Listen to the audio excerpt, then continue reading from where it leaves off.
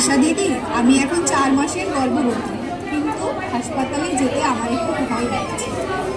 ভয় পেও না রিনা, নিয়মিত চেক আপ খুব জরুরি। স্বাস্থ্য কেন্দ্রে গেলে তুমি ও তোমার বাচ্চা দুজনেই নিরাপদ থাকবে। হ্যাঁ রিনা, আমি যখন প্রেগনেন্ট ছিলাম তখন নিয়মিত চেক আপ করতাম। দিদিদের কথা শুনলে সব ঠিক থাকে।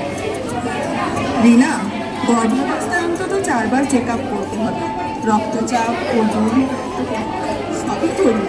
এতে কোনো সমস্যা হলে আগে থেকেই ধরা যায়। তাহলে দিদি, আমার কি কি খাওয়া উচিত? হ্যাঁ, খাবার সবই খাবে, তবে পুষ্টিকর খাবার খাবে।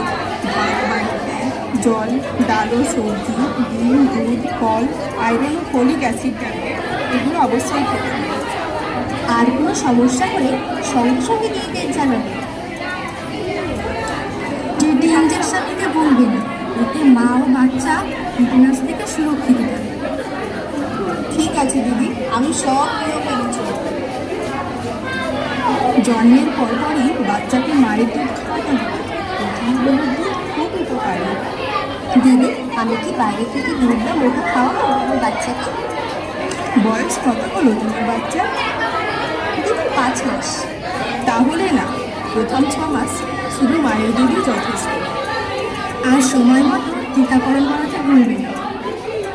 নিয়মিত চেক আপ, পুষ্টিকর খাবার, মায়ের দুধ, টিকা, এইগুলোই সুস্থ মা ও শিশুর চাবিকাঠি।